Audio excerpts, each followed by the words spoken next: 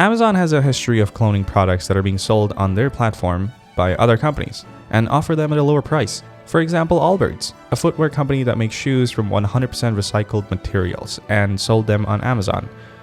Well, not anymore, because Amazon saw their success and decided to clone the shoes and proceed to kick Allbirds off their platform. And the response from Allbirds PR was actually pretty hilarious, as they slammed Amazon for not even copying the part that made Allbirds good, which is their recycled materials.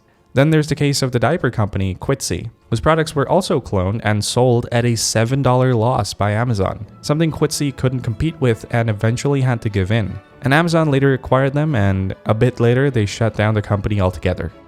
In the case of Allbirds and Quitzy, what Amazon just did was save a lot of money on R&D. But on top of that, they also use them as a bait for risk assessment because they know what demographic is buying those products. So in that way, Amazon can use existing third-party businesses on its platform and slowly eat away at their operations by simply letting them flourish for a while. And once they have enough data about their product, they can reach out to other manufacturers and start their own line at a lower cost, even selling at a loss if need be. This move is not just an example of pure capitalism, but also a glimpse of just how much power these tech companies hold over other businesses. So hold on. This sounds like a perfect plan for Amazon. So why aren't they doing it with other products? More generic products like, just the basics. Amazon Basics? The full-fledged marketplace for not just day-to-day items, but also computer accessories, electronics, and home appliances. These are all products that cost Amazon little to nothing in R&D, or to examine the market, or to advertise, because why spend money on advertisement if you are the market? See, on a fundamental level, companies like Uber, Amazon, Meta create nothing. It's all third-party businesses and users that fill their platforms, which enables them to run in the first place. And that's evident from all the failed social media platforms. If we were to count in the private labels, then yes, they do sell their own products, but under no circumstances will that ever be their primary source of income.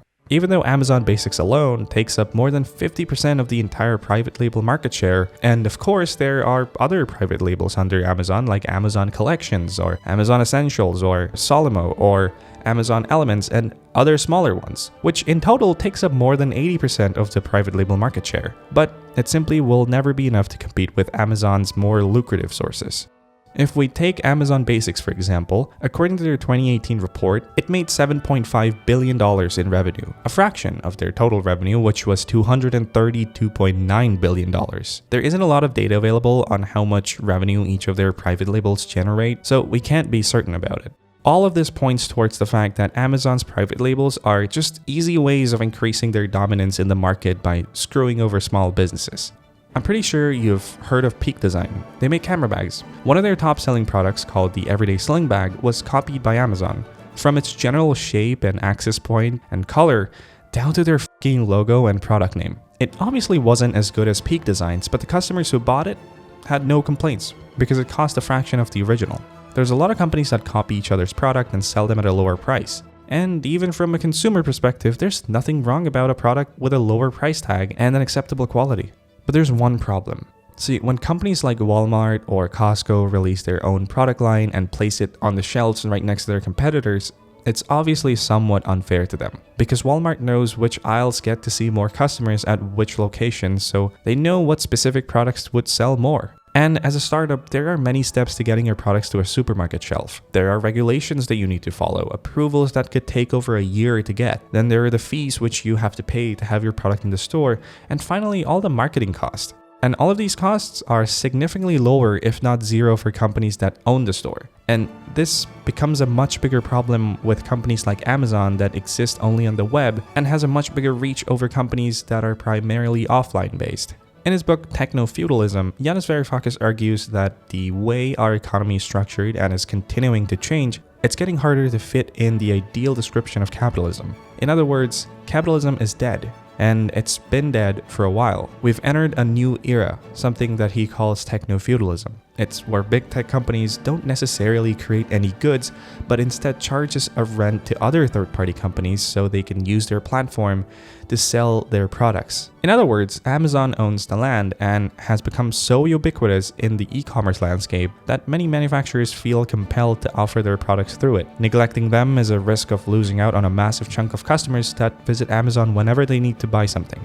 The book sheds light on more issues that come along with it, like data being a form of currency in the market. User data is the spice of our economic race. It single-handedly enables companies to maximize their efficiency and profits. And the most effective way of collecting the data is through surveillance, violating user privacy and analyzing vast amounts of personal data. And after years of operation and expanding to various different countries, Amazon is now sitting on a mountain of this spice. And keep in mind, this is a company that is willing to break any law as long as they can get away with it.